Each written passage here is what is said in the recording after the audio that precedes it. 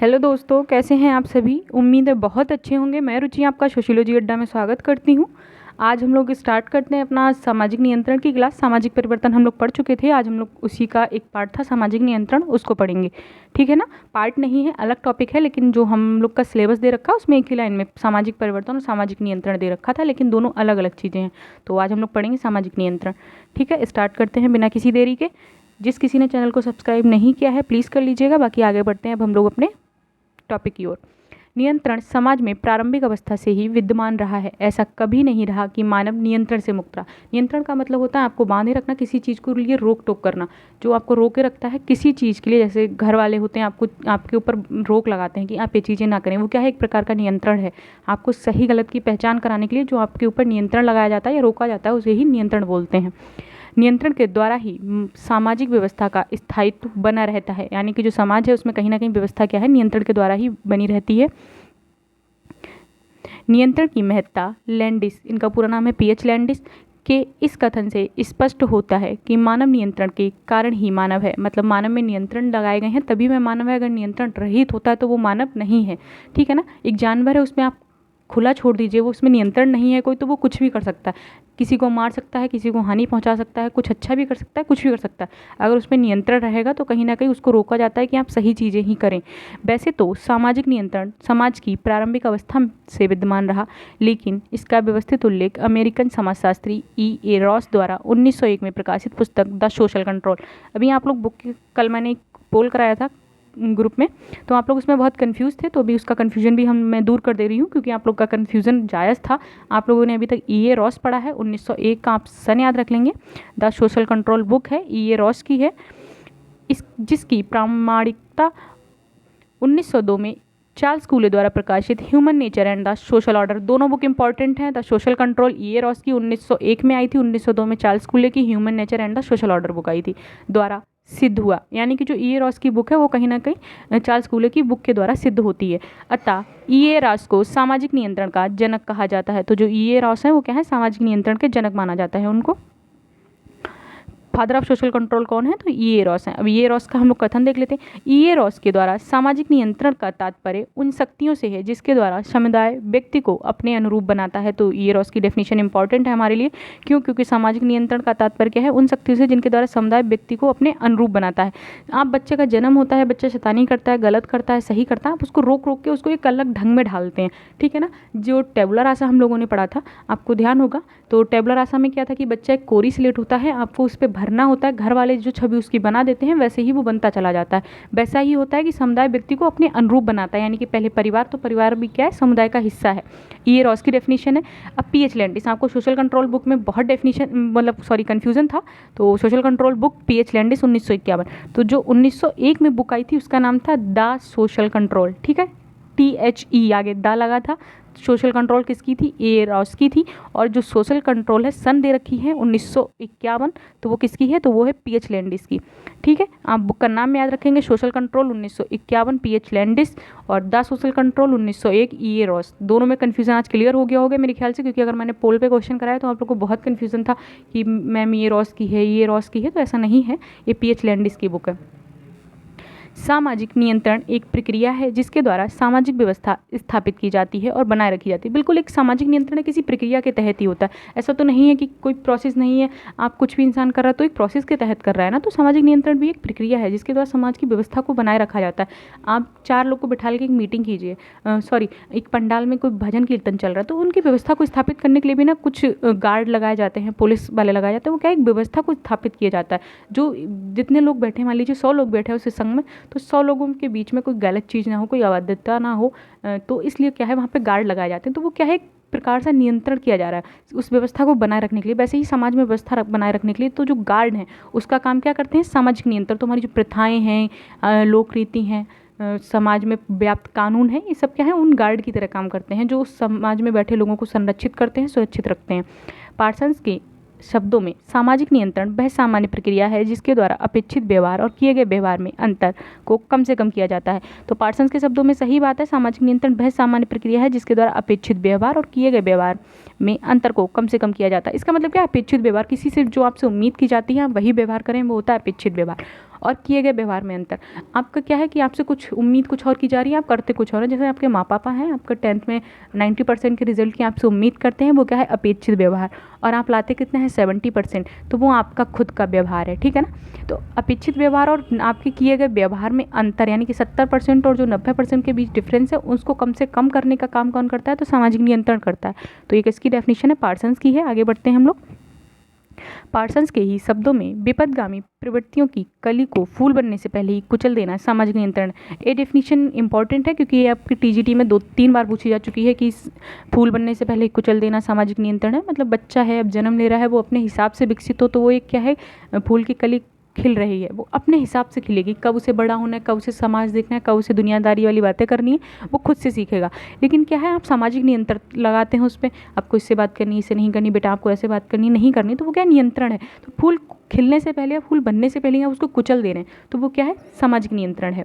Wheeler के अनुसार अनेक व्यक्तियों के हितों के लिए कुछ व्यक्तियों द्वारा नियमन करना ही सामाजिक नियंत्रण है। तो अनेक व्यक्तियों के हितों के लिए मतलब जो संस्थाएं हैं सामाजिक नियंत्रण की, वो कुछ है ना, और जो व्यक्ति हैं वो बहुत ज़्यादा है। बहुत ज़्यादा व्यक्तियों पे कुछ लोगों द्वारा जो नियंत्रण लगाया जाता है वही सामाजिक नियंत्रण है। तो इस किसने डेफिनेशन दी है, व्हीलर ने दी है। लेपियर लिखते हैं कि सामाजिक नियंत्रण अपर्याप्त सामाजिकरण का प्रतिकारक है। तो सामाजिक नियंत्रण क्या है, अपर्याप्त सामाजिकरण का प्रतिकारक है।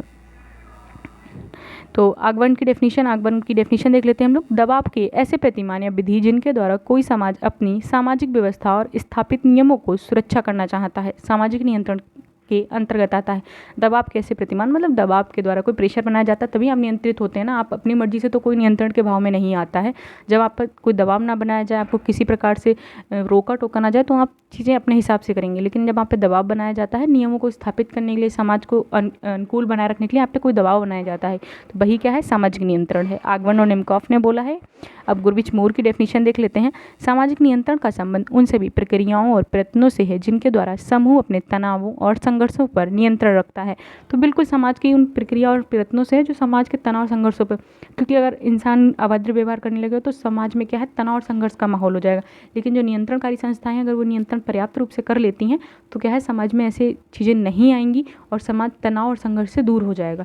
यानी कि सही सलामत लोग रहेंगे, सही से कार्य करेंगे, तो समाज में तनाव और संघर्ष नहीं आएगा।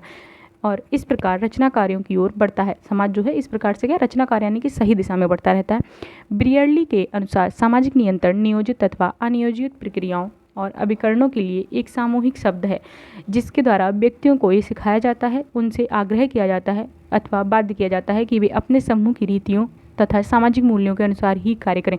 बिल्कुल उन्होंने सामाजिक नियंत्रण एक नियोजित अथवा अनियोजित प्रक्रिया पहले से नियोजित होती हैं या अनियोजित होती हैं, ठीक है। तो सामूहिक शब्द है उपकरणों के लिए, और व्यक्ति को ये सिखाया जाता है कि आपको क्या करना है क्या नहीं करना है, चाहे वो माने ना माने, उसको बाध्यतापूर्वक सिखाया जाता है। तो कुछ लोग आबाध्य होकर सीखते हैं तो वो चोर डाकू कुछ भी बन जाते हैं, लेकिन जिनको दबाव डाला जाता है, उन पर सिखाया जाता है, उन्हें बाध्य किया जाता है चीज़ें सीखने के लिए, तो वो कहीं ना कहीं कुछ अच्छा बन के निकलते हैं। ऐसा समाज होता है, ठीक है। आगे बढ़ते हैं नेक्स्ट पॉइंट की ओर। अब किंग्सले डेविस की डेफिनेशन देख लेते हैं। कुछ की डेफिनेशन है जिसको मैं बता दूंगी किसकी इंपॉर्टेंट है, तो आप वो नोट करते रहना। किंग्सले डेविस समाज का निर्माण ही सामाजिक संबंधों एवं नियंत्रण की व्यवस्था द्वारा होता है। एक की अनुपस्थिति में दूसरे का अस्तित्व कदापि सुरक्षित नहीं रह सकता। बिल्कुल जो समाज का निर्माण है वो कहीं ना कहीं सामाजिक संबंध है, ठीक है, एक दूसरे से आपके संबंध बने, लेकिन उन पर कहीं ना कहीं नियंत्रण भी लगाना। तो नियंत्रण की व्यवस्था है कि आपको पापा से ऐसे बात नहीं करनी, आपको मम्मी से ऐसे बात नहीं करनी, आपको छोटों से ऐसे बात करनी है, बड़ों से ऐसे बात करनी। तो एक नियंत्रण व्यवस्था चलती है सबके बीच में। तो अगर वह अनुपस्थित हो जाएगा तो समाज कहीं ना कहीं सुरक्षित नहीं रहेगा। चाहे आप यौन संबंधों के मामले में देख लें, चाहे बात करने के तौर तरीके से देख लीजिए, या समाज में उठने बैठने के तौर तरीके, अगर आप में उनमें नियंत्रण नहीं होगा तो कुछ भी गलत समाज में गलत ही होगा, सही नहीं होगा। तो इंसान जो मानव से दानव के रूप में आ जाएगा, ठीक है। इतना नियंत्रण होने के बाद भी समाज में गलत होता है, औरतों के प्रति, बच्चों के प्रति, या बहुत चीज़ें पुरुषों के प्रति भी होता है हालांकि। तो इसमें क्या है कि जब नियंत्रण है तब भी इतना कुछ गलत होता है, कानून की आवश्यकता पड़ती है, नियम कानून बनाने पड़ते हैं। लेकिन अगर नियंत्रण नहीं रहेगा तब क्या होगा। फिचर कहते हैं कि सामाजिक नियंत्रण सामाजिकरण का ही विस्तार है। तो फिचर की डेफिनेशन क्या है, सामाजिक नियंत्रण सामाजिकरण का ही विस्तार है। तो एक डेफिनेशन ऊपर आई थी जो मैंने बोली थी, कमल की फूल खिलने से पहले वाला, तो आपको वो डेफिनेशन टिक कर लेनी है क्योंकि ये डेफिनेशन आपकी पूछी जाती है, ठीक है। पार्सन्स की जो डेफिनेशन है ये वाली, तो ये डेफिनेशन पूछी गई, आप इसको टिक कर लीजिए, इसके पूछे जाने के चांसेस बहुत हैं। बाकी लेपियर की भी डेफिनेशन पूछी गई है 1-2 बार। ये 2 डेफिनेशन आपको याद रखनी है, बहुत डेफिनेशन के चक्कर में नहीं पड़ना है, सिर्फ एक बार नज़र डाल लेनी है और कीवर्ड जो है उनको पकड़ लेना है। मैं कीवर्ड इसलिए नहीं बताती क्योंकि हर व्यक्ति का अपना कीवर्ड होता है। कोई होता है जैसे अब फूल है, फूल वाला पार्सन्स ने दिया तो इसमें फूल पकड़ लीजिएगा, ठीक है ना। और जो क्या कहते हैं व्हीलर ने दी है तो नियमन करना, तो नियमन करना किसी और ने अपनी डेफिनेशन में दिया नहीं है, व्हीलर ने दिया है, तो आप व्हीलर की टिक कर लीजिए। लेकिन मैं इसलिए नहीं बताती क्योंकि हर किसी के समझने का तरीका अलग होता है, हर किसी के लिए की पॉइंट अलग होता है। गिलिन की डेफिनेशन देख लेते हैं अब हम लोग। सामाजिक नियंत्रण सुझाव, अनुनय, प्रतिशोध, उत्पीड़न तथा बल प्रयोग जैसे साधनों की वह व्यवस्था है जिसके द्वारा समाज किसी समूह के व्यवहार को मान्यता प्राप्त प्रतिमानों की अनुरूप बनाता है। बिल्कुल सामाजिक नियंत्रण क्या है? सुझाव हो गया, अनुनय हो गया, प्रतिशोध हो गया, उत्पीड़न, बल प्रयोग। मतलब जो समाज की प्रथाएं हैं, लोकाचार हैं, बड़े लोगों की जनरीतियाँ हैं, तो वो पता क्या है कहीं ना कहीं बल देती हैं लोगों को, ऐसा करो आप वरना आपके साथ गलत हो सकता है। बहुत से साधन व्याप्त हैं जो समाज में नियंत्रण लगाते हैं, तो उनके द्वारा ही समाज क्या है व्यवहार की मान्यता आती है। आपके जो व्यवहार समाज में मानक होता है, जो समाज आपके व्यवहार को मानता है, अगर आप उसके अनुरूप करेंगे व्यवहार तब तो सब सही है, समाज उसके अनुरूप चलता रहेगा। लेकिन आप अगर समाज के अनुरूप व्यवहार नहीं करेंगे तो आप समाज से कहीं ना कहीं बाहर हो जाएंगे, ठीक है ना। तो मैकाइवर और पेज की डेफिनेशन देख लेते हैं अब हम लोग। सामाजिक नियंत्रण का अर्थ उस तरीके से है जिससे संपूर्ण सामाजिक व्यवस्था की एकता और उसका स्थायित्व बना रहता है। इसके द्वारा समस्त व्यवस्था एक परिवर्तनशील संतुलन के रूप में क्रियाशील रहती है। बिल्कुल इसमें क्या कहा है मैकाइवर पेज ने? सामाजिक नियंत्रण का अर्थ है उस तरीके से जिसमें संपूर्ण सामाजिक व्यवस्था की एकता और उसका स्थायित्व बना रहे।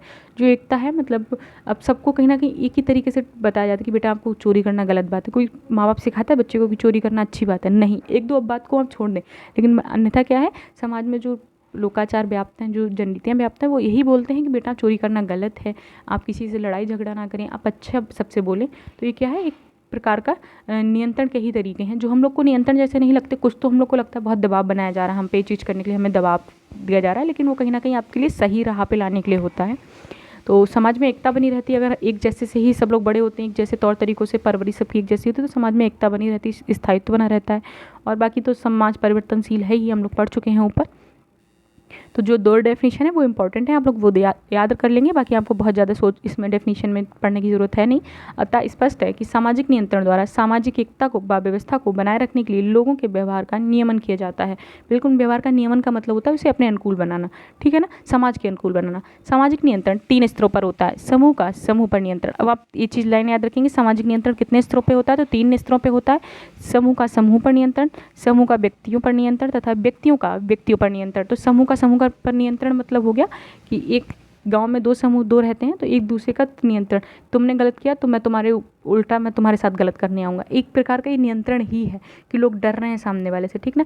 समूह का व्यक्तियों पर नियंत्रण, एक समूह है तो कोई जाति के 4 वर्ग हैं, जाति नहीं लेते हैं हम लोग, कोई 4 लोग रहते हैं वो गलत करते हैं, गलत हैं, चोर हैं, डकैत हैं, तो पूरा समूह होता है। वो कहता है अगर तुमने इस समूह के साथ गलत किया, ये अपने समूह के साथ गलत किया तो आपके साथ भी गलत होगा, ये समूह आपके साथ गलत करने की क्षमता रखता है। तो वो 4 लोग क्या है नियंत्रित होते हैं, या वो व्यक्ति क्या है नियंत्रित होते हैं कि नहीं इस समूह के साथ गलत नहीं करना है। बाकी व्यक्तियों का व्यक्तियों पर नियंत्रण बिल्कुल माँ बाप का बच्चों पे है, ठीक है ना, बच्चों का किसी और पे है, तो एक नियंत्रण है। व्यक्ति कहीं ना कहीं एक दूसरे से सभी बंधे हुए हैं। अब सामाजिक नियंत्रण के महत्व एवं कार्य देख लेते हैं। सामाजिक एकता स्थापित करना, परंपराओं की रक्षा करना, सामाजिक सुरक्षा, सामाजिक व्यवस्था को सुचारू रूप से संचालित करना, व्यक्तिगत व्यवहार पर नियंत्रण, सहयोग। तो महत्वपूर्ण कार्य क्या है सामाजिक एकता स्थापित करने के लिए? बिल्कुल किया जाता है। परंपराओं की रक्षा, क्योंकि जो प्रथाएं हैं जनरीतियाँ वो कहीं ना कहीं हमारी परंपराओं से आ रही हैं, तो उनकी रक्षा करने के लिए भी। सामाजिक सुरक्षा, समाज को सुरक्षित करने के लिए ही हम लोग जो प्रथाएं जनरीतियाँ बनाए हैं वो बनाएं।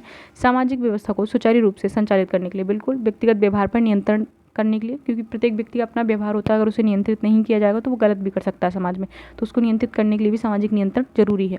और बाकी सहयोग के लिए भी, एक दूसरे का सहयोग करने, इसके दुष्प्रभाव भी हैं कुछ, तो उसको देख लेते हैं।